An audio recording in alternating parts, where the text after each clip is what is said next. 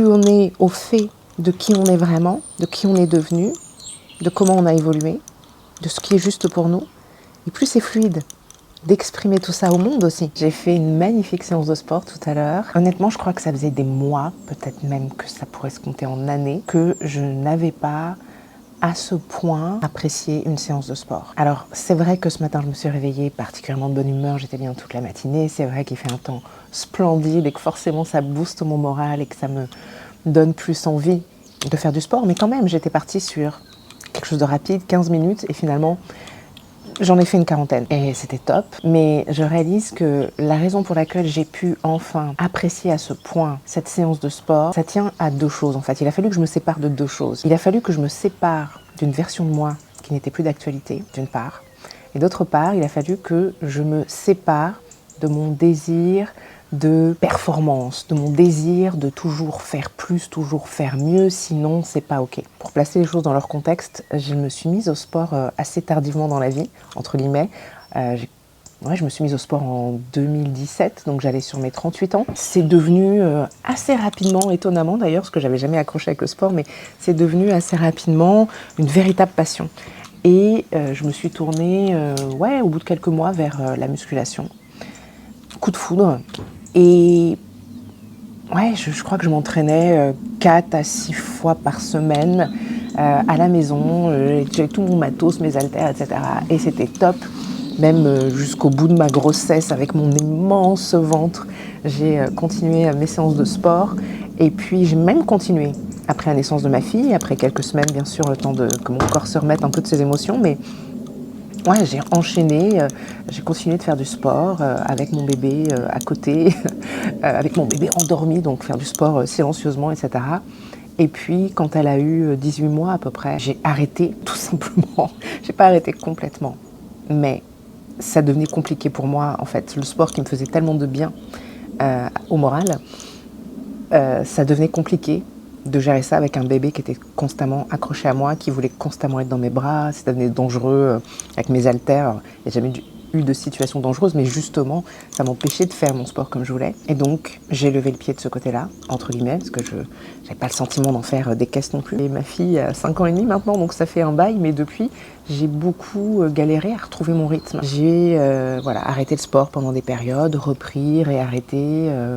J'ai pas tout perdu, mais voilà, c'est pas optimal pour moi. Et ces dernières années, je me suis vraiment, mon souci en fait, c'est que je m'accroche à cette idée de je veux faire de la muscu comme je faisais avant. Mais c'est plus réaliste pour plusieurs raisons.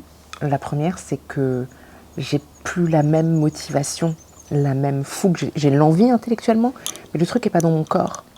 Donc j'arrive pas à activer aussi facilement qu'avant ma capacité à faire de la place au sport dans mes journées au quotidien. Et puis j'ai aussi besoin d'autre chose finalement, parce que oui, quand je fais de la muscu, je suis bien, mais j'ai d'autres envies et je crois qu'il y a une part de moi qui ne l'assumait pas complètement parce que je me suis accrochée à cette identité de Joanne qui s'est mise au sport, mais c'est de la muscu. Et c'est la muscu, sinon rien. Et par rapport à cette idée de performance et de vouloir toujours en faire plus, du coup, c'est la muscu, donc c'est mon identité, qui n'est plus celle que je suis aujourd'hui vraiment, puisque j'ai envie aussi, mine de rien, un petit peu d'autre chose. Et puis, ce côté, je dois soulever des poids de plus en plus lourds, je dois gagner du muscle, etc., etc. Sauf que ça ne fonctionne pas, parce que j'ai beau me dire c'est ça ou rien, donc je fais de la muscu ou ça ne me va pas, j'arrive pas à le faire, donc ça ne peut pas fonctionner.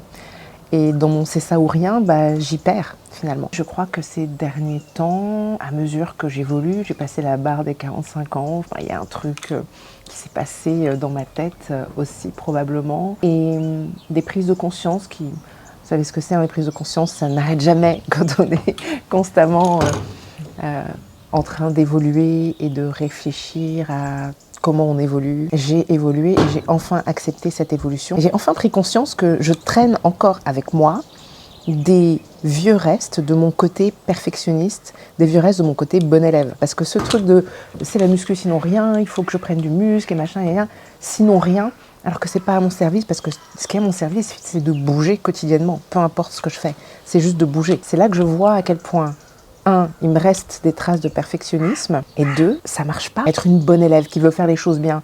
Je veux tellement faire les choses bien, je veux tellement que ce soit parfait, qu'au final, il se passe rien parce que c'est pas assez bien. Et donc, Ça ne m'aide pas à avancer, ça ne m'aide pas à me sentir bien au quotidien, ce n'est pas à mon service. J'avais un petit peu oublié, je pense, que c'était ça aussi le perfectionnisme. Je l'avais un petit peu oublié parce que ça fait longtemps que je pensais m'en être séparée, mais comme quoi, on voit qu'il y a toujours des situations dans lesquelles ça revient. Chasser le naturel, il revient au galop. Mais ce qui compte évidemment, c'est d'arriver à mettre le doigt sur ces choses-là, être capable de prendre du recul. Et donc là, c'est ce que je fais. Je l'ai fait un petit peu inconsciemment, je pense, parce que en fait, là, ce week-end, j'ai senti que quelque chose partait et que c'était comme une mue avec le retour du beau temps, une espèce de mue. J'entre dans une nouvelle phase, j'entre dans un nouveau chapitre et en même temps je revis et tout s'organise merveilleusement bien, les planètes s'alignent. Avec la nouvelle lune aussi, je pense qu'il y a une espèce de portail par lequel je suis passée. J'ai pas vraiment pris conscience de ce qui se passait astrologiquement parlant, cosmiquement parlant, mais finalement l'un dans l'autre c'est un petit peu ce qui est en train de se passer, quoi. Donc je vous invite à réfléchir à ça.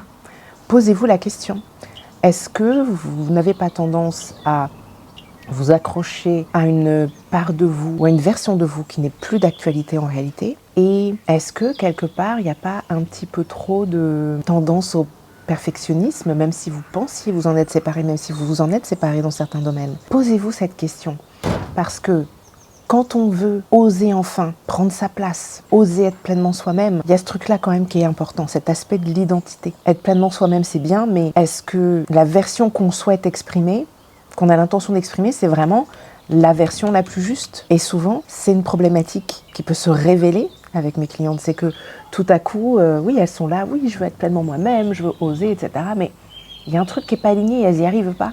Et c'est juste parce qu'elles veulent montrer quelque chose, elles veulent exprimer quelque chose, mais c'est plus elles. C'est une version d'elles qu'elles n'ont pas exprimée pendant des années. Elles veulent l'exprimer, mais c'est plus elles. Et c'est un petit peu pareil avec moi et cette histoire de sport et de musculation. C'est que tout à coup, je suis devenue cette femme. Je l'ai exprimée à une époque, mais là, je voulais la réexprimer et je n'y arrive pas. Mais parce que ce n'est plus moi. Parce que entre 38 et 45... Alors, on va faire plutôt... techniquement, j'avais plutôt 37 ans.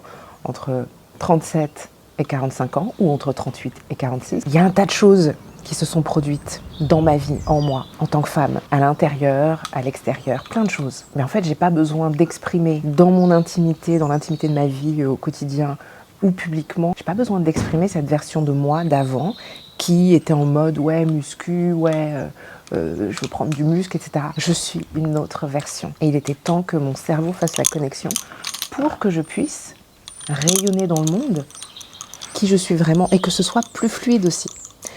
Plus on est au fait de qui on est vraiment, de qui on est devenu, de comment on a évolué, de ce qui est juste pour nous, et plus c'est fluide d'exprimer tout ça au monde aussi. Je vous invite à réfléchir là-dessus.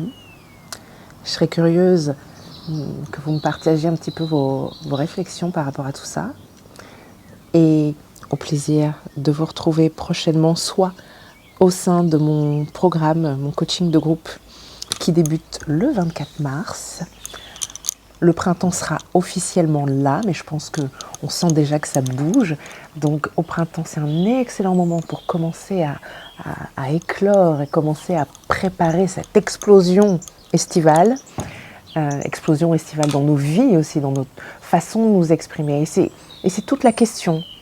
Oser, rayonner, attirer.